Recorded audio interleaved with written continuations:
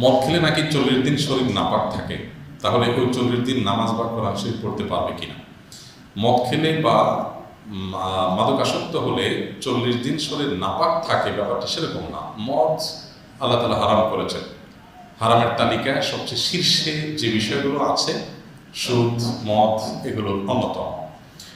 তো এই মাদক যদি কেউ সেবন করে, এর ফলে যদি কেউ নেশাগ্রস্ত হয়, 40 দিন পর্যন্ত তার ইবাদতবন্দি কবুল হয় না, এরকম বর্ণনা আছে। তো এই যে ইবাদতবন্দি কবুল হয় না, দোয়া কবুল হয় না, এই কবুল না হওয়ার মানে হলো তিনি তার দায়িত্ব পালন করবেন, আল্লাহর কাছে সেটা অ্যাকসেপ্টেবল হবে না। এর মানে এই না যে সে নামাজ পড়বে না, সে তার দায়িত্ব ঠিকই পালন করতে হবে, তাকে ঠিকই নামাজ পড়ে যেতে হবে। কবুল করা না করা আল্লাহ জিম্মাদারি, এবং তওবা করতে হবে যাতে করে আল্লাহর কাছে এটা কবুলযোগ্য হয়। যদি সে তওবা করে, আশা করা যায় আল্লাহ তাআলা কবুল করবেন। তবে হাদিসে যেটা আছে সেটা শরীর নাপাক হওয়ার কথা হাদিসে নাই, যে মদ পান করলে 40 দিন শরীর নাপাক হয়ে যায়, এই কথা নাই। মদ পান করা হারাম, সেটা বলাই বাহুল্য, এবং ভয়ঙ্কর হারাম। ব্যাপারে ইসলামের দণ্ডবিধিতে শাস্তির বিধান আছে। ইসলামের সব হারামের জন্য কিন্তু শাস্তি নেই। একজন গান শুনেছে, ইসলামের দণ্ডবিধিতে কোনো শাস্তির বিধান রাখা নেই, কারণ গান শুনে সে পাপ করছে, সে আল্লাহর সাথে বুঝবে।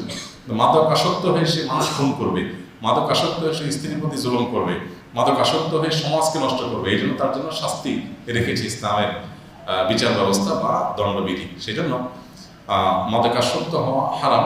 যদি মাদকাসক্ত হয়, নেশাগ্রস্ত হয়, তাহলে 40 দিন পর্যন্ত তার এই যে ইবাদতবন্দি কবুল হবে না, এই কথা আছে। কিন্তু শরীর নাপাক হওয়ার কথা নেই। তবে হ্যাঁ, এটা তো অপবিত্র, অতএব অপবিত্র জিনিস পান করার কারণে সেটা তো হারামে লিপ্ত হয়েছে, নিজেকে নাপাক করেছে। মানে এই না যে এখন আর তার নামাজ পড়া যাবে না, বরং তার যখন সেন্স ফিরে আসবে, আরো বেশি করে নামাজ পড়বে, আল্লাহর কাছে সালাতুত তাওবা পড়বে, মাপ চাইবে যে সে অন্যায় করছে আর যেন না করে। আল্লাহ তাআলা আমাদেরকে সমস্ত হারাম থেকে বেঁচে থাকার তৌফিক দান করুন। আমি একজন জেনারেল লাইনের স্টুডেন্ট, বিয়ের জন্য দিনদার পাত্রী খুঁজছি। দিনদার পাত্রী কোথায় পাবো বা খোঁজ করবো? দিনদার পাত্রী কোথায় পাবেন এটা আমি কোত্থেকে বলবো? আমার তো কোনো ম্যারেজ মিডিয়া নাই যে বলবো ঠিক আছে আসেন আমার ম্যারেজ মিডিয়াতে নিয়ে যাই। আলহামদুলিল্লাহ আজকাল অনেক সোশ্যাল মিডিয়াতে বা অনলাইনে অনেকগুলো প্ল্যাটফর্ম আছে, ভালো ভালো ম্যারেজ মিডিয়া। অনেক ইয়াংরা, তরুণরা এরকম অনেকগুলোকে ম্যানেজ করে। সেখানে দিনদার লোকজনের সিভি আদান প্রদানের ব্যবস্থা আছে। বিশ্বস্ত, রিলায়েবল এরকম প্ল্যাটফর্ম খুঁজে বের করবেন। আর ভালো পাত্র, ভালো পাত্রী খোঁজার একটা ভালো বুদ্ধি হলো ভালো চেইন। আপনি যে দিনদারদের একটা সার্কেলে থাকবেন, সেই সার্কেলে ম্যান টু ম্যান আপনি যোগাযোগ করে মানুষের চেইনে খুঁজলে সবচেয়ে ভালো হয়। কিন্তু মুশকিল হলো দিনদারের ডেফিনেশনটা কি? মেয়ে বোরকা পরে, ছেলে নামাজ পড়ে আর দাঁড়িয়ে রাখে, এটাই কি ধার্মিকতা? না। প্রকৃত ধার্মিকতা হলো ছেলে হোক আর মেয়ে হোক, আল্লাহর সামনে সে নিজেকে পরিপূর্ণভাবে সোপর্দ করেছে কিনা, যে কোরআন শুনছে, হাদিস শুনছে, আল্লাহ এবং তার রাসূল সাল্লাল্লাহু আলাইহি ওয়াসাল্লামের আদেশ এসে শুনছে, নিজেকে সঁপে দিছে, আর কথা বাড়ায় নাই সামনে। এইরকম মানুষ যদি হয়, সে হলো আসল দিনদার।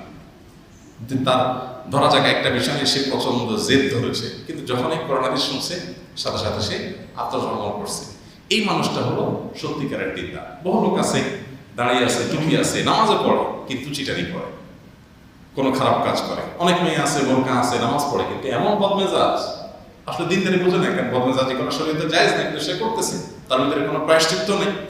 এই জন্য প্রকৃত দিনদারি হলো আল্লাহর কাছে নিজেকে পরিপূর্ণভাবে সমর্পণ করে কিনা। মানুষের ব্যক্তিগত নেচারগুলো, অভ্যাসগুলো, এগুলো সিভিতে লেখা থাকে না, এগুলো এক দু মিনিটের কথা বোঝা যায় না। এই জন্য ভেতর থেকে খবর নিতে হয়। এই মেয়েটার সাথে উঠা বসা করেছে দীর্ঘ সময়, এরকম বিশ্বস্ত, নির্ভরযোগ্য, বিচক্ষণ মানুষদের সার্টিফিকেট নিতে হয়, যে কেমন দেখেছে তারা, কোন ক্যাটাগরি তাকে পেয়েছে, তার নেচার কি, তার প্রকৃতি কি, এরপর আল্লাহর উপর ভরসা করে আগাইতে হয়। একজন মুসলমানের সবচেয়ে বেশি ক্ষতিগ্রস্ত হয় কোন গুনাহের মাধ্যমে? সবচেয়ে বেশি ক্ষতিগ্রস্ত হয় মুসলমান শিরকের মাধ্যমে। শিরকে যদি লিপ্ত হয়, তখন তার ইমানটাই নষ্ট হয়ে যায়। ক্ষতিগ্রস্ত হওয়া বলতে তার নামে কাটা চলে যায় যখন সে শিরকে লিপ্ত হয়। আল্লাহ বলেছেন ইন্না শিরকা লাযুলমুন আযীম, মহা অপরাধ হলো আল্লাহর সাথে শিরক করা। আমরা আল্লাহর সাথে নানাভাবে শিরক করে থাকি। দেখা যায় যে আমি সিজদা আল্লাহকে দিচ্ছি, কোনো কবর, কোনো মাজারে গিয়ে আমি কপাল রাখলাম, সিজদা করলাম, তাহলে যে সিজদা শুধু আল্লাহকে দেওয়ার কথা সেটা আমি মাজারেও দিচ্ছি, এটা হলো শিরক। আমি আমার সন্তানের জন্য, আমার নিজের জন্য, আমার ব্যবসার জন্য আল্লাহর কাছে দোয়া করছি, এই দোয়াটা আমি কোনো মাজারে গিয়ে মাজারওয়ালার কাছে বললাম যে খাজা বাবা আপনি দেন, তখন তাকে আমি আল্লাহর স্থানে বসাইলাম, এটা হলো শিরক, আল্লাহর পার্টনার সাব্যস্ত করা। এভাবে নানাভাবে আমরা শিরকে লিপ্ত হয়ে থাকি। এই শিরকে লিপ্ত হলো আল্লাহর কাছে সবচেয়ে বড় অপরাধ। আল্লাহ বলেছেন ইন্নাল্লাহা লা ইয়াগফিরু আন ইউশরাকা বিহি, আল্লাহর সাথে শিরক করা হলে এটা আল্লাহ মাফ করবেন না। অন্য গুনাহ আল্লাহ তাআলা যাকে ইচ্ছা তাকে মাফ করবেন। হ্যাঁ, শিরক করার পর যদি তওবা করে ফিরে আসে, লজ্জিত হয়ে অনুতপ্ত হয়, তাকে আল্লাহ তাআলা মাফ করে দিবেন। কেন শিরক সবচেয়ে বড় অপরাধ? দেখুন, আমি প্রায় সময় একটা এক্সাম্পল দিই। ধরুন কোন একটা অনুষ্ঠানে দেশের প্রধানমন্ত্রী আসছে, ওনার জন্য একটা চেয়ার রাখা আছে, একটা ফুলের মালা রাখা আছে, ফুলের তোড়া রাখা আছে। এখন ওনার পাশাপাশি যদি আরেকটা চেয়ার রাখা হয়, একই সাইজের, একই রকমের ফুলের মালা রাখা হয়, কার জন্য? ওই এলাকার মেম্বার সাহেবের জন্য বা চৌকিদার সাহেবের জন্য। চৌকিদার সাহেব মানুষ, মেম্বার সাহেব মানুষ, দিন শেষে রাখা হলো। প্রধানমন্ত্রী যদি ওখানে আসেন এবং এটা যদি দেখেন যে ওনাকে যে যে মালা দিয়ে, যে যে তোড়া দিয়ে, যে যে চেয়ার দিয়ে সম্বর্ধনা সম্মান দেওয়া হলো, ওই এলাকার চৌকিদার সাহেবকেও সেম সেম জিনিস দেওয়া হয়েছে, বলেন প্রধানমন্ত্রীর কাছে জিনিসটা কেমন লাগবে? কেমন লাগতে পারে? এর বিপরীতে যদি এমন হতো যে প্রধানমন্ত্রীকে চেয়ার দেওয়া হয়েছে, চেয়ারটা ভাঙা, ফুলের তোড়া দেওয়া হয়েছে, ফুলের তোড়াটাতে দু একটা ফুল পচা, কোনো ত্রুটি বিচ্ছুতি আছে, অর্থাৎ ওনার সম্মানে যদি একটু কমও করে, হয়তো সেটা বকাঝকা দিয়ে, পানিশমেন্ট দিয়ে উনি এটাকে একটা পর্যায়ে মেনে নিবেন। কিন্তু তারই অধীনে চাকরি করা একজন চৌকিদার বা একজন মেম্বার বা একজন সাধারণ মানুষ, দিন শেষে দুজনই মানুষ, কিন্তু তারপরে তাকে একই রকম মর্যাদা যদি দেওয়া হয়, এটা তার জন্য বিশাল বড় অপমানের ব্যাপার হবে, ঠিক না? এটাকে উনি খুব জঘন্য অপরাধ হিসাবে নেবেন। ঠিক একইভাবে আপনি আল্লাহর কোনো আদেশ লঙ্ঘন করেছেন, কোনো নিষেধ লঙ্ঘন করেছেন, আপনি অবশ্যই অন্যায় করেছেন, আপনি শাস্তির উপযুক্ত কাজ করেছেন। তবে আল্লাহকে সেজদা দিয়ে আপনি আরেকজনকে সেজদা দিলেন। আল্লাহর একটা সৃষ্টি, এখানে তো দুইজন মানুষ, প্রধানমন্ত্রী মানুষ, তিনিও মানুষ। হতে পারে যে ওই লোকটা আল্লাহর কাছে প্রধানমন্ত্রীর সাথে বেশি প্রিয়, হতে পারে। এরপরও যদি সেটা দোষের হয়, এত বড় আইবের হয়, তাই এবার আসেন, যেখানে স্রষ্টার সৃষ্টি, সেখানে সৃষ্টিকে যদি স্রষ্টার জায়গায় নিয়ে রাখেন, তাহলে সেটা স্রষ্টা সেটাকে কত খারাপভাবে নেবে, এটা কত অপরাধ হবে। আমরা অনেকে বুঝতে চাই না, মনে করি যে শিরক কেন বড় অপরাধ হয়। একটা বড় কারণ হলো মানবতার অপমান। মানবতা, আপনি একটা মানুষ খুন করেছেন, আপনি অপরাধ করেছেন, আপনি অন্যায় করেছেন, কিন্তু আল্লাহর সাথে শিরকে লিপ্ত হয়েছে, তার চেয়ে বড় অন্যায় করেছেন। কেন? কারণ এটা আপনি মানব জাতিকে অপমান করেছেন, ছোট করেছেন, যে মানুষের এই ললাট তার সৃষ্টিকর্তা ছাড়া আর কারোর সামনে নত হবে না। আপনি একটা ক্ষুদ্র সৃষ্টি, আল্লাহর একটা সৃষ্টি, সে যেই হোক না কেন, তার সামনে মাথা নত করে গোটা মানব জাতিকে কি করলেন? অপমান করলেন। আরো বহুবিধ কারণ আছে। এই জন্য শিরক হলো এমন অপরাধ যেটার দ্বারা মানুষ সবচেয়ে বেশি ক্ষতিগ্রস্ত হয়। শিরকের পর সবচেয়ে বেশি ক্ষতিগ্রস্ত হয় যে অপরাধের দ্বারা, সেটা হলো বান্দার হক নষ্ট করলে। এটা রিকভার করার সুযোগ খুব কম থাকে দুনিয়াতে। যদি নগদে করতে পারে ভালো, মৃত্যুর পর এটা রিকভারের সম্ভাবনা খুবই কম থাকে। এই জন্য মানুষের হকের ব্যাপারে মানুষের খুব বেশি সাবধান থাকতে হয়। অবশ্য এরপরে ইমানের পর নামাজের গুরুত্ব আসে, ওজন্য অতএব নামাজ নষ্ট করলে এরকম অপরাধী হয়, কিন্তু নামাজ নষ্ট করলে আল্লাহর কাছে মাফ পাওয়ার সুযোগ আছে। বান্দার হকেরটা সুযোগ একেবারে ক্ষীণ। আমার মনে বিভিন্ন সময় আল্লাহ ও নবীকে নিয়ে উল্টাপাল্টা চিন্তা আসে। প্রশ্ন হলো, এই ধরনের চিন্তা ভাবনা আসা কিসের লক্ষণ? আমার করণীয় কি? এটা লক্ষণ ভালো, কারণ মনের ভিতরে আল্লাহ বা তার রাসূলকে নিয়ে বাজে চিন্তা আসলে এটার লক্ষণ হলো আপনার মধ্যে ঈমান আছে। লক্ষণ হলো আপনার ভিতরে কি আছে? ঈমান আছে। একটু বেখাপ্পা লাগতেছে না? নবী করিম সাল্লাল্লাহু আলাইহি ওয়াসাল্লামের কাছে এই একই প্রশ্ন করা হয়েছিল। তিনি উত্তরে সাহাবীকে বলেছেন, যাকা নফসুল ঈমান আও কামা ক্বালা নবী সাল্লাল্লাহু আলাইহি ওয়াসাল্লাম। তিনি বলেছেন, এটাই তো ঈমান, যে তোমার ভিতরে বাজে চিন্তা আসছে, এটা নিয়ে তুমি পেরেশান হয়ে গেছো, যে এটা প্রমাণ করতেছে তোমার ভিতরে আল্লাহর প্রতি ঈমান আছে। শয়তান তোমাকে পুশ করাতে চাচ্ছে, তুমি সেটাকে নিতে চাচ্ছ না, এটা তোমার ঈমানের একটা প্রমাণ। যে ঘরে টাকা থাকে সে ঘরেই চোর যায়। কোনো অমুসলমান কোনোদিন বলবে না, কোনো কাফির কখনো বলবে না যে আমার মনের মধ্যে আল্লাহকে নিয়ে বাজে চিন্তা আসে, কারণ তার ভিতরে ঈমানই নেই।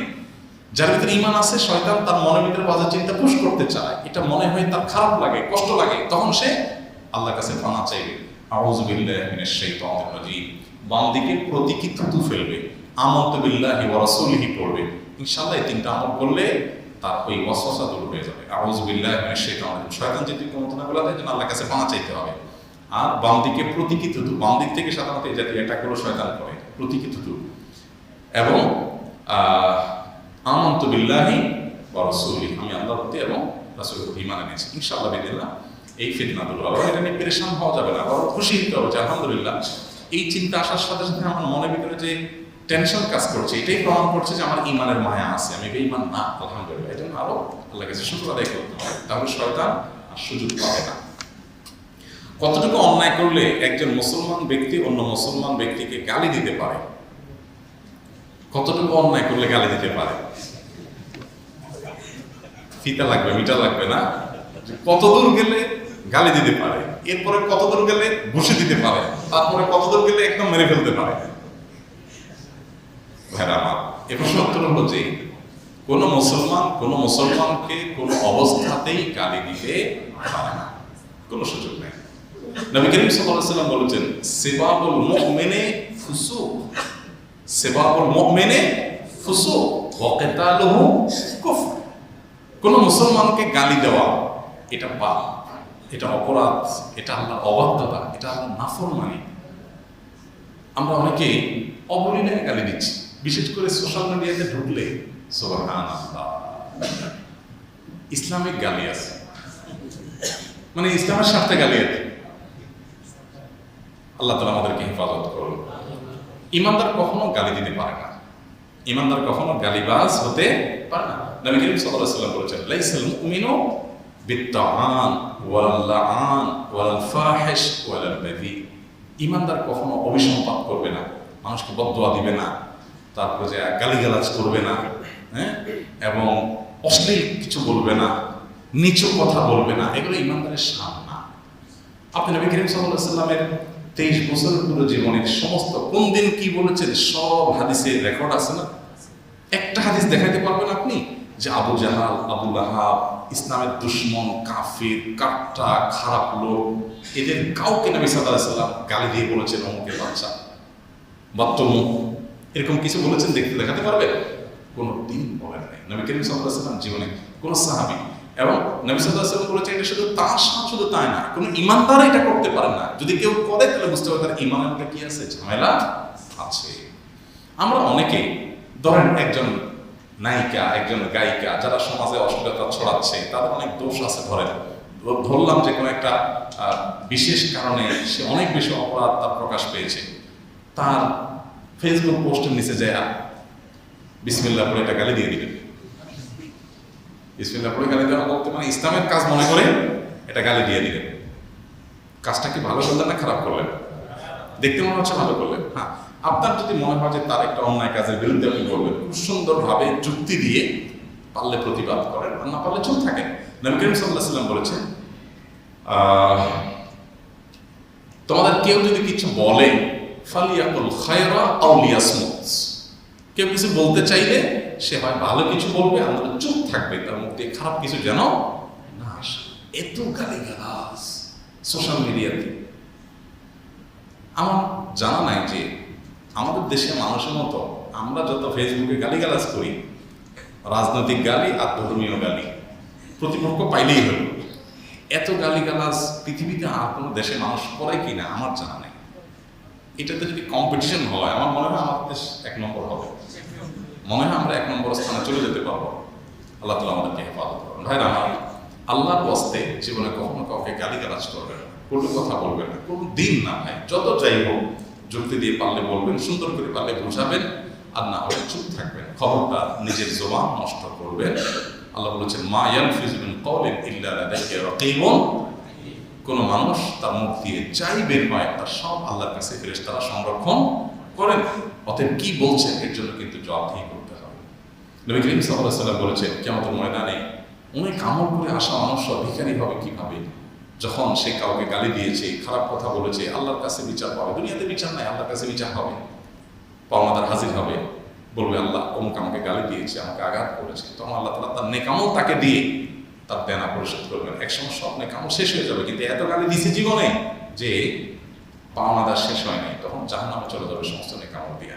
এই জন্য ভাই, নিজের কষ্ট করা আমলগুলো যদি কাউকে না দিতে চান তো জীবনে কাউকে গালি দিবেন, সে যেই হোক, যত খারাপ কাজই হোক, আপনি মুখ দিয়ে খারাপ কথা বলবেন না। ঈমানদার কখনো এই ফালতু কাজ বা নিকৃষ্ট কাজ করতে পারে না। তো আপনি যে লিখেছেন কতটুকু অন্যায় করলে গালি দেওয়া যায়, এমন কোনো অন্যায় নাই যেটা করলে গালি দেওয়া যা এমন কোনো অন্যায় নেই। এমন কোনো আমল আছে কিনা যেটা প্রতিদিন করলে জীবনটা বরকতময় হবে, কল্যাণময় হবে এবং রিজিক বৃদ্ধি পাবে? অন্যতম প্রধান আমল হলো তাকওয়া অবলম্বন করা। আল্লাহ কোরআনে বলেছেন, ওয়ালাউ আন্না আহলাল কুরআ আমানু ওয়াত্তাকাউ লাফাতাহনা আলাইহিম বারাকাতিন মিনাস সামা। যদি কোনো জনপদের লোক ঈমান আনার পর তাকওয়া মেইনটেইন করে, তাকওয়া অবলম্বন করে, আল্লাহ বলেছেন আসমান থেকে আমি তাদের জন্য বরকতের দুয়ারগুলো সব ওপেন করে দেব, অনেক দরজা ওপেন করে দেব। তাকওয়া কি? আল্লাহ ভয়ের চেতনা থেকে হালাল হারাম আল্লাহর আদেশ নিষেধগুলোকে মেনটেন করে চলা, হারাম থেকে বেঁচে চলা আর হালাল কাজগুলো বা ফরজ কাজগুলো করে চলা। আমি যেটা হারাম তার কাছে যাবো না, যেটা নির্দেশ করেছেন অবশ্যই সেটা আমি করব। এই মানসিকতা যদি থাকে এবং এটা যদি নিয়মিত মানুষ চর্চা করতে থাকে, আল্লাহ তাআলা তার জীবনে বরকত দেবেন ইনশাআল্লাহ। বরকতের 10টি চাবি আছে কোরআন হাদিসের আলোকে। এটা নিয়ে আমাদের একটা ভিডিও বছর 10-12 বছর আগের একটা ভিডিও অনলাইনে আছে, বরকতের 10টি চাবি। এটা সৌদি আরবে আমি যখন ছিলাম তখনকার ভিডিও, অনলাইনে এখন আমাদের পেজে চ্যানেলে আছে, ওটা দেখে নিতে পারেন। কিন্তু মৌলিক এবং প্রধান শুধু একটা বললাম যে বরকতের প্রধান চাবি হলো তাকওয়া অবলম্বন করা। তাকওয়া অবলম্বন করতে থাকেন, আল্লাহ তাআলা বরকত দিবেন ইনশাআল্লাহ তাআলা। বাবা যদি আকিকা দিতে সক্ষম না হন, তাহলে বাবার বদলে অন্য কেউ কি আকিকা দিতে পারবে? আকিকা কোনো বাবা আর্থিক কারণে দিতে পারছেন না, যদি বাচ্চার নানা, বাচ্চার দাদা বা অন্য কোনো XYZ যে কোনো ব্যক্তি বলেন বাচ্চার বাবাকে যে তোমার ছেলের আকিকা আমি দিয়ে দিচ্ছি, তাহলে বাবার তরফ থেকে তিনি দিতে পারেন। কিন্তু আকিকাটা মূলত বাবার উপরে বর্তা। আর্থিক যে কোনো ইবাদত একজন আরেকজনেরটা করে দিতে পারেন, তার তরফ থেকে করে দিতে পারেন। বোঝাতে পারছি? আমি হজ করবো, একজন এসে আমাকে টাকা দিয়ে বললো যে আমি টাকা দিচ্ছি আপনি তো হজ করেন, তাহলে তিনি টাকা দিয়ে আমাকে হেল্প করেছেন, তিনি আমার কাছে সওয়াব পাবেন। বাট আর্থিক ইবাদত যেহেতু টাকাটা তিনি জমা দিয়েছেন, আমি হজ করলাম, জায়েজ আছে। আমার ছেলে আকিকা দিব টাকা নেই, কেউ একজন এসে আমাকে বললো এই নেন ছাগল কেনার টাকা, আপনি আকিকা দেন, তো আমি এটা দিয়ে আকিকা দিলাম, জায়েজ আছে। ইভেন কি উনি জবাই করে দিলেন, কিন্তু আমাকে জানাইতে হবে যে আপনার ছেলের আকিকা আমি দিচ্ছি, আপনার তরফ থেকে আমি দিয়ে দিচ্ছি, আদায় হবে, কোনো অসুবিধা নেই।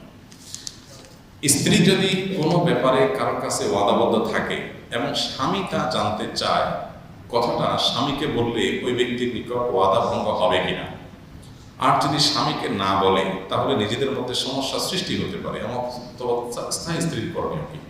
দেখুন, স্বামী স্ত্রীর মধ্যে এতটুকু সেন্স থাকতে হবে পরস্পরের যে কারোর সাথে যদি কোনো প্রাইভেট কথার ব্যাপারে ওয়াদাবদ্ধ থাকেন, ধরুন একজন মহিলাকে তার বোন বা অন্য কেউ এমন কিছু বলেছে যে তুমি কারোর কাছে বলবা না, তাহলে আমানত। তিরমিজির হাদিস নবী সাল্লাল্লাহু আলাইহি ওয়াসাল্লাম বলেছেন, ইযা হাদ্দাসা আর-রাজুলু ফালতাফাতা ফাহিয়া আমানা। কেউ তোমার কাছে কিছু কথা বললো, বলে অন্যদিক ফিরলো, এটা তোমার কাছে আমানত হয়ে গেছে, চাইলে এটা আরেকজনকে তুমি শোনাতে পারবে না। আজকাল কি হয়, আমার কাছে মেসেঞ্জারে একজন একটা ভয়েস মেসেজ পাঠাইছে, হোয়াটসঅ্যাপে, ফেসবুক মেসেঞ্জারে। আমি কি করলাম, এমন কথা পাঠাইছে যে কথাটা সে আসলে আমাকে একান্তে বলছে, আরেকজনকে হয়তো বলবে না। আমি ওটা এমন একজনের কাছে পাঠিয়ে দিলাম যার কাছে এই সংবাদটা গেলে লোকটা মনে কষ্ট পাবে, তাই আমি আমানতের খেয়ানত করলাম। আজকাল এগুলো হয় কি হয় না বলেন? আমি ইনবক্সে আপনার সাথে একটা আলাপ করলাম, যে আলাপটা একান্ত আপনার সাথে করবো, পাবলিকলি জানাবো না। আপনি কি করলেন, স্ক্রিনশট নিয়ে ওটা পাবলিকলি জানাই দিলেন, তাহলে আমানতের খেয়ানত করলাম। এগুলো কোনো কোনো ক্ষেত্রে জায়েজ আছে, কিন্তু ব্যক্তিগত বিষয়গুলোকে মানুষকে দুর্বল করার জন্য, দুর্বল পয়েন্ট পেয়ে তাকে অপমান করার জন্য এভাবে ছড়িয়ে দেওয়া জায়েজ নাই। আজকাল এগুলো যে অপরাধ সেটা বোধটুকু পর্যন্ত আমাদের নাই। তো এই জন্য স্ত্রীকে কেউ কিছু বলে যদি বলেন যে তোমার কাছে আমানত, তুমি বলবা না, স্বামী আর সেটা নিয়ে পিড়াপিড়ি করা উচিত না, যে এটা বলো না হলে আমি মনে কষ্ট পাবো। যদি করে এটা স্বামীর মূর্খতার প্রমাণ। কোনো কিছু নিয়ে ইমানদার খুব বেশি সিরিয়াস হয়ে এত পাগল করা হয়ে যাবে না। এই জন্য স্বামীর উচিত ছাড় দেওয়া। যদি মনে হয় যে না, স্বামী স্ত্রীর মধ্যকার সম্পর্ক নষ্ট হওয়ার উপক্রম, তাহলে যার ওয়াদা তাকে বলে অনুমতি নেওয়া দরকার যে আমার স্বামী এরকম প্রেয়ারি করছে, আমি নিরুপায়, আমাকে একটু বলতে দাও। না হলে ঘুরিয়ে ফিরিয়ে এমনভাবে বলবে যাতে ওয়াদাও খেলাফ না হয়, আবার স্বামীর সাথে সম্পর্ক নষ্ট না হয়। এগুলো ভ্যারি করবে, কথাটা কি ধরনের ছিল, স্বামী কি ধরনের রিয়্যাক্ট করতেছে, পরিস্থিতি কি, সেটার উপরে। তবে ওয়াদা রক্ষার ব্যাপারে সর্বোচ্চ সতর্ক থাকতে হবে। কোরআনে কারিমে সূরা মুমিনুন 18 নম্বর পারার প্রথম সূরা, এই সূরা আল্লাহ তাআলা জান্নাতুল ফেরদাউসের অধিকারী কারা হবে তাদের বৈশিষ্ট্য বলতে গিয়ে বলেছেন, ওয়াল্লাযীনা হুম বিআমানাতিহিম ওয়া আহদিহিম রাউন, যারা তাদের আমানত এবং প্রতিশ্রুতিগুলো রক্ষা করে। এই জন্য আপনি কারোর সাথে প্রতিশ্রুতি দিলে সেটা ভঙ্গ করবেন না। আমার কোন এক বন্ধু, তাকে একজন একটা কথা বলছে, এখন আমি যদি প্রিয়াবলি করে দোস্ত আমাকে বলো, না হলে আমি মনে কষ্ট পাবো, এটা আমার মূর্খতার প্রমাণ। তার দুর্বলতা বুঝতে হবে, সে তার জন্য সাথে প্রতিশ্রুতি বদ্ধ, সে ওয়াদা খেলা করতে পারে না। আমি তাকে চাপাচাপি করলে একটা অন্যায় কাজের জন্য চাপাচাপি করা হবে, বিরাশে অন্যায় কাজটা করা জায়েজ হবে না। একটি মেয়ের ডিভোর্স হওয়ার কতদিন পর সে অন্য আরেকটি বিবাহ বন্ধনে আবদ্ধ হবে? ইদ্যত শেষ হওয়ার পর। স্বামী যদি তালাক দেন তাহলে একরকম, আর যদি স্বামী মারা যান তাহলে আরেক রকম। স্বামী মারা গেলে 4 মাস 10 দিন তিনি অতিবাহিত হওয়ার পর বিবাহ করতে পারেন। আর যদি তিনি গর্ভবতী হন তাহলে গর্ভ খালাস হওয়ার পর তিনি বিবাহ করতে পারেন। আর যদি এই দুইটার কোনোটা না হয়, বরং ডিভোর্স হয়ে থাকে, তাহলে 3টা মাসিক অতিক্রম হওয়ার পর তিনি অন্যত্র বিবাহ করতে পারেন। সাধারণত 3টা মাস অতিক্রম হওয়ার পর তিনি অন্যত্র বিবাহ বন্ধন আবদ্ধ করতে পারেন। আমরা ছাত্রাবাসে থাকি, আমাদের মধ্যে এক ভাই অশ্লীল ভাষা ব্যবহার করেন। আমরা তাকে বারবার এ বিষয়ে সতর্ক করে আসছি, কিন্তু তিনি এ ধরনের ব্যবহার হতে নিবৃত্ত হচ্ছেন না। দায়িত্বশীলদের এ বিষয়ে অভিযোগ করার সম্ভবপর হচ্ছে না।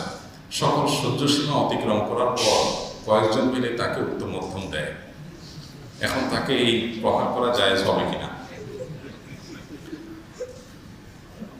দেখুন, আইন নিজের হাতে তুলে নেওয়া ইসলামের দৃষ্টিকোণ থেকে উচিত না। চেষ্টা করা দরকার সর্বোচ্চ যে তার অন্যায়কে বন্ধ করার জন্য যথাযথ কর্তৃপক্ষের মাধ্যমে তাকে প্রেসার দেওয়া, যাতে করে সে তার অন্যায় থেকে বেঁচে থাকে। আইন নিজের হাতে তোলার এই রেওয়াজ যদি চালু হয়, আমি আপনাকে মেরে ফেলবো আর বলবো যে হ্যাঁ আপনি এমন কাম করছেন যে মারতে হয়েছে আমাকে, তাহলে সবাই সবাইকে করবে, তাহলে একটা সমাজে শৃঙ্খলা কখনো থাকবে না। এই জন্য এ ধরনের কাজ যথাসম্ভব না করা উচিত। এখন আমি তো বুঝতে পারছি না এখানে কি ধরনের গালি। সাধারণ যদি সবাই গালি গালাজ করে, সে তো সবাই ইগনোর করলে হলো, ইগনোর করলেই হলো যে আমি পাত্তা দিলাম না, শুনলাম না, সে গালি গালাজ করতেছে, তার থেকে আমরা দূরে থাকলাম। এটি তো সবচেয়ে সহজ সমাধান। তারপরও অ্যাকচুয়াল সমস্যা কি, উপস্থিত হয়ে সরাসরি সাক্ষাৎ করে ডিটেল বললে হয়তো আমরা আরো বিস্তারিত পরামর্শ দিতে পারবো। একজন আলেম বলেছেন, খুব দ্রুত সারা বিশ্ব থেকে মাযহাব ডিলিট হয়ে যাবে। মাযহাব ডিলিট হওয়া কি আদৌ যুগের চাহিদা কিনা? মাযহাব হলো ইসলামের থট, এটা ডিলিট হতে যাবে কেন? এটা ডিলিট হয়ে যাবে এই ভবিষ্যৎবাণী করারই বা তার কি সুযোগ আছে তার হাতে আদৌ? এটা সন্দেহাতীতভাবে যদি মধ্যে কেউ বলে থাকেন তাহলে এটা অবশ্যই ভুল কথা। আল্লাহ আমাদেরকে হেদায়েত দান করেন, এরকম কথা বলার কোনো কারণ নেই। স্কুল অফ থট, মাযহাব, এটা আমরা অনেকে মনে করি কোনো ব্যক্তির মতামত, কোরআন হাদিসের বিপরীতে কোনো ব্যক্তির মতামত, এটাকে আমরা অনেকে মাযহাব মনে করি। এটা একেবারে স্থূল ভুল। বুঝতে পেরেছেন? মাযহাব হলো কোন ইমাম কোরআন এবং হাদিসের আলোকে যেটা উনি বুঝছেন, কোরআন হাদিসের দলিলের ভিত্তিতে যেটা বুঝছেন, ওই কনসেপ্টটাই মূলত কি মাযহাব। এটা অবশ্য যিনি বুঝছেন ওনার ওই কথাটাই যে চূড়ান্ত হয়ে গেছে তা। যেমন হানাফি মাযহাব যদি বলি, ইমাম আবু বকর রাহমাতুল্লাহ আলাইহি কোরআন হাদিসের আলোকে উনি যে মতামত দিয়েছেন, ওনার টোটাল মতামতের সম্ভবত 1/3, 3/1 মতামত অনুযায়ী খোদ হানাফি মাযহাবে আমল করা হয় না। তার মানে দলিলের দিক থেকে মনে হয়েছে অন্যটা বেশি বিশুদ্ধ, সেটার উপর আমল করা হয়। এই জন্য এটা মাযহাব থাকলে আপনার কোরআন হাদিসের বিপরীতে দাঁড় করে দিয়ে সেটাকে আপনার পৃথিবী থেকে চলে যাবে, থাকবে না, রাখা উচিত না, এগুলো অজ্ঞানতা ছাড়া আর কিচ্ছু না। পৃথিবীতে সৌদি আরবের ওলামা ইকরাম বলেন, মিশরের ওলামা ইকরাম বলেন, পৃথিবীতে উল্লেখযোগ্য কোনো দেশের কোনো আলেমই সিনিয়র বড় ওলামা ইকরামকেও এই ধরনের জাহালত সুলভ কথাকে সমর্থন করেন না। বরং গতকালকে শেখ সালেহ আল ফৌজান, সৌদি আরবের সর্বোচ্চ মহাপরিষদের অন্যতম সদস্য হাফিজাহুল্লাহ, ওনার একটা বক্তব্য শুনছিলাম সালাত সম্পর্কে, নামাজ সম্পর্কে। স্পষ্ট করে বলছিলেন যে যেই শহরে যেই মাযহাব প্রচলিত আছে সেই মাযহাব অনুযায়ী নামাজ পড়তে পারে। অর্থাৎ কোন এক ইমাম তার গবেষণার উপর যদি আমল করে সাধারণ মানুষের নাজাত হয়ে যাবে। হ্যাঁ, কারণ দলিলের ধার বিবেচনা করার ক্ষমতা আছে, তিনি দলিলের ধার বিবেচনা করতে পারেন, দলিল বিবেচনা করে তিনি আমল করেন, সেটা তার জন্য জায়েজ হতে পারে যদি তিনি সেই দরজা হন বা সেই সুযোগ যদি তার হাতে থাকে। কিন্তু মাযহাবকে ডিলিট করে দিতে হবে, বিদায় করে দিতে হবে, এই কথা কোনো জ্ঞানী মানুষের কথা না। পৃথিবীর কোনো দেশেরই কোনো জ্ঞানী মানুষের কথা বলেননি। সৌদি আরব একজন বড় আলিম কিতাব তাওহীদের সম্ভবত ব্যাখ্যা ওনার একটা এবারত আমার মনে পড়ে ওনার একটা কথা, সেটা হলো যে ওয়ালাইসা তামাযহুবু বিআহাদিল মাযাহিবিল আরবাআতি আইবুন ইউআবু বিহি। প্রচলিত মাযহাবগুলোর কোনো একটি অনুসরণ করা, ফলো করা, এটা দোষ না। এটাকে দোষ যারা মনে করে তাদের জ্ঞানের স্বল্পতা ছাড়া কিছুই না। আল্লাহ তাআলা আমাদেরকে হেদায়েত দান করুন। জনক ব্যক্তি দাবি করেছেন, যদি কোরআন নাজিল হওয়ার ফলে রমজান মাস সৃষ্ট হয়, তাহলে রাসূল সাল্লাল্লাহু আলাইহি ওয়াসাল্লামের জন্ম মাস হিসাবে রবিউল আউয়াল মাস হলো একটা শ্রেষ্ঠ মাস। এই মতটি কি গ্রহণযোগ্য? বা কোরআন শ্রেষ্ঠ মাস হওয়ার কথাটা স্বয়ং কোরআন হাদিসে আছে। রবিউল আউয়াল মাস শ্রেষ্ঠ হওয়ার বিষয়টা তো আমার যুক্তি দিয়ে আমি বললে হবে না, কোরআন হাদিসে থাকতে হবে। রমাদান সম্পর্কে রমজান সাইয়্যিদুশ শুহুর, শাহরু রমাদান আল্লাযী উনজিলা ফীহিল কুরআন, কোরআনের আয়াত, নবী সাল্লাল্লাহু আলাইহি ওয়াসাল্লামের বহু হাদিস রয়েছে। রবিউল আউয়ালের মর্যাদা নিয়ে আলাদা অন্য মাস থেকে যে একটা বিশেষ মর্যাদা রাখে, এই কথা নিয়ে আলাদা কোনো হাদিস বা আয়াত নেই। তো আমি মন গড়ে তো নিজে থেকে মর্যাদা নিরূপণ করতে পারি না। মর্যাদা নিরূপণ করবেন কে? স্বয়ং আল্লাহ তাআলা, রাসূল সাল্লাল্লাহু আলাইহি ওয়াসাল্লাম। আমি নিজে নিজে মর্যাদা নিরূপণ করা কেউ না। নবী করিম সাল্লাল্লাহু আলাইহি ওয়াসাল্লামের জন্ম গোটা বিশ্বের মানুষের আনন্দের কারণ, কিন্তু তাই বলে সেটাকে আমার খেয়াল খুশি মতো যদি আমি উদযাপন করি, তাহলে সেটার নামই হবে বিদআত। ইসলামের মধ্যে মন গড়া কোনো কিছু ইসলামে গ্রহণযোগ্য না। সবকিছু হবে অথেন্টিক হাদিসের সোর্স ভিত্তিক। নতুন নির্মিত বাড়িতে ওঠার সুন্নাহ কি? কোনো বাড়ি যদি নতুন নির্মিত হয়, তাহলে সেক্ষেত্রে সেখানে বিসমিল্লাহ পড়ে আল্লাহর নাম নিয়ে উঠবেন। কোনো সালাফ থেকে নামাজের মাধ্যমে শুরু করা প্রমাণিত আছে। এর বাইরে আলাদা কোনো আনুষ্ঠানিকতা নেই যে মিলাদ পড়তে হবে, ওদেরকে দাওয়াত দিতে হবে, হ্যাঁ, হুজুর লাগবে। অনেক সময় যেটা হয় যে আপনার কোনো বাড়িতে ওঠার সময় এলাকাবাসী আত্মীয়স্বজনকে দাওয়াত দিয়ে খাওয়া দাওয়া করা হয়, এটা নিছক আঞ্চলিক কালচার অংশ হিসাবে জায়েজ আছে, বাট শরীয়তের কোনো নির্দেশ না, সেটা মাথায় রাখতে হবে। আমার শ্যালক আসন্ন এইচএসসি পরীক্ষার্থী, সে মেধাবী ছাত্র, কিন্তু ইদানিং পড়াশোনা বন্ধ করে দিয়েছে। কারণ জিজ্ঞাসা করলে সে বলে তার প্রস্তুতি ভালো না, এবার পরীক্ষা অংশগ্রহণ করবে না, আগামীবার ভালোভাবে প্রস্তুতি নিয়ে পরীক্ষা দিবে। সে এখন শুয়ে বসে অলস সময় কাটায়। তাকে অনেকভাবে বোঝানোর চেষ্টা করা হলো, সে উল্টা মেজাজ দেখায় এবং বাড়ি থেকে বের হয়ে যাবে বলে। অনেকে বলেছে সে ব্ল্যাক ম্যাজিক বা কালো জাদুর শিকার। কালো জাদু থেকে পরিত্রাণের উপায় কি? এই পরিস্থিতিতে নির্ভরযোগ্য রাকির সন্ধান এবং আমার জন্য সুনির্দিষ্ট কোনো কিতাবের সন্ধান। দেখুন, সোশ্যাল মিডিয়াতে অনেকগুলো প্ল্যাটফর্ম পাওয়া যায়, ফেসবুক ইত্যাদিতে, রুকিয়া সাপোর্ট গ্রুপ, এই সমস্ত গ্রুপগুলোতে অনেক পরামর্শ পাবেন এবং রাকিদের তথ্য পাবেন। সেখান থেকে আপনি অবশ্যই নির্ভরযোগ্য রাখি, যারা শুধু কোরআন হাদিসের আয়াত পড়ে ঝাড়ফুঁক করে বা সুন্নাহ সম্মত পদ্ধতিতে ঝাড়ফুঁক করে, শুধু তাদেরকে আপনি অনুসরণ করতে পারেন। নিজে সেলফ রুকিয়াও আইডিয়া পাবেন এই সেলফ রুকিয়া অ্যাপস বা রুকিয়া সাপোর্ট গ্রুপগুলোতে। অতএব সেগুলো স্বর্ণাপন্ন হতে পারেন। এছাড়া নিজের আশেপাশে পরিচিত কোনো রাখি সন্ধান আপনি আশেপাশে আলেম ওলামা ইমামদের সাথে যোগাযোগ করে নিতে পারেন। তবে তিনি যেন সুন্নাহ সম্মত ঝাড়ফুঁক করেন, কোরআন হাদিসের আয়াত দিয়ে, দোয়া দিয়ে শুধু ঝাড়ফুঁক করেন, এটা আপনাকে মাথায় রাখতে হবে। কোনো মন্ত্রতন্ত্র যেন না পড়েন, এটা খেয়াল রাখতে হবে। আর এছাড়া এই ছেলেকে কোনো আপনার সাইক্লিস্টকে দেখান, হ্যাঁ, কোনো সাইক্লিস্টের সাথে দেখায় যদি তার সাথে কাউন্সিলিং করাতে পারেন, হয়তো তার কোনো উপকার আসবে ইনশাআল্লাহ। আর দেখেন অন্য কোনো রোগ ধরছে কিনা, বিয়ের রোগ ধরছে কিনা দেখেন। আমি হিফজ মাদ্রাসার শিক্ষকতা করি, আমার বয়স 20 বছর। আমি বিবাহিত, একজন ছেলে আছে 1 মাসের। আমার পরিবারে আমার মা বাবা দাদি ও ছোট 2টি বোন আছে। আমার প্রশ্ন হলো, আমার পরিবারে মা বাবা দাদি 2 বোন ও আমার স্ত্রী সন্তানের জন্য আমার করণীয় তথা পরিবারের কার কতটুকু হক আছে? মেহরবানি করে বিস্তারিত জানাবেন। বিস্তারিত বলা তো আসলে কঠিন, সময় অল্প, কারণ প্রশ্ন দীর্ঘ আলোচনা করার মতো প্রশ্ন এটার উত্তরে। সংক্ষেপে শুধু এটুকু বলবো যে যারা মাদ্রাসা শিক্ষকতা করেন, বিশেষ করে হিফজখানা শিক্ষকতা করেন, মানে আবাসিক শিক্ষক, নিশ্চয়ই আপনি আবাসিক শিক্ষকতা যারা করেন, তারা ফ্যামিলিকে সাথে রাখার চেষ্টা করবেন। মুশকিল হলো এত অল্প বেতন থাকে যে ফ্যামিলিকে সাথে নিয়ে থাকাটা কঠিন। তো এই জন্য যারা মাদ্রাসা কর্তৃপক্ষ আছেন, মাদ্রাসা কমিটির লোকজন আছেন, প্রিন্সিপাল আছেন, তাদের দায়িত্ব হলো এই ধরনের যারা আছেন হিফজখানা শিক্ষক বা অন্যান্য গুরুত্বপূর্ণ আবাসিক দায়িত্ব পালন করেন, তাদের পরিবার সাথে থাকার ব্যবস্থা যেন হয়। যদি না থাকে তাহলে দ্রুততম সময় পরিবারের কাছে নিয়মিত যাওয়ার সুযোগ থাকা উচিত, না হলে বহু অঞ্চলের পতনমুক্ত হয়। নিয়মিত সপ্তাহে বা 2 সপ্তাহে তাদেরকে ছুটির ব্যবস্থা করা দরকার। এক্ষেত্রে আপনার যদি আর্থিক সঙ্গতি থাকে আর বাবা মার যদি টানাটানি থাকে, তাদের যা আছে তা দিয়ে তাদের মাস চলে না, সংসার চলে না, এদিকে আল্লাহ আপনাকে যা দিয়েছেন তা আপনার স্ত্রীর মৌলিক ভরণ পোষণ দেওয়ার পর তাদেরকে দেওয়ার মতো সুযোগ থাকে, তাহলে আপনার উপরে স্ত্রীর ভরণ পোষণের পাশাপাশি বাবা মার ভরণ পোষণের জন্য অর্থ করে দেওয়া কর্তব্য। আর যদি এমন হয় যে বাবা মার যা আছে তা দিয়ে তারা চলেন, তাহলে আপনার উপরে ফরজ থাকে না, তখন নফল হয়ে যায়, তখন বাবা মার জন্য আপনি যা পাবেন তৌফিক অনুযায়ী আর্থিকভাবে খেদমত করবেন। আর হেফজখানা থেকে যখন ছুটি পাবেন, মাদ্রাসা থেকে যখন ছুটি পাবেন, তখন কি বাবা মার সেবা করা, তাদের প্রতি সৌহার্দ্য, আপনার ভালোবাসা, এগুলো প্রদর্শন করবেন, ইহসান করবেন।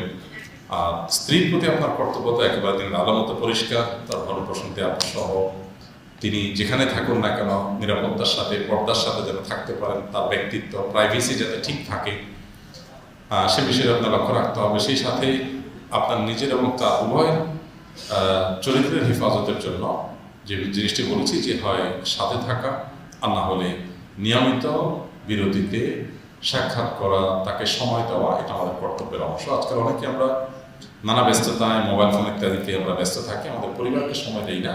অনেক দিনদার মানুষও আছেন, নামাজ কালাম করেন, কিন্তু ফ্যামিলিকে সময় দেন না, এটা গুনাহের কথা। মেয়েদের মধ্যে যেমন ত্রুটি আছে, ছেলেদের মধ্যে ত্রুটি আছে, এটা খুবই গর্হিত কাজ।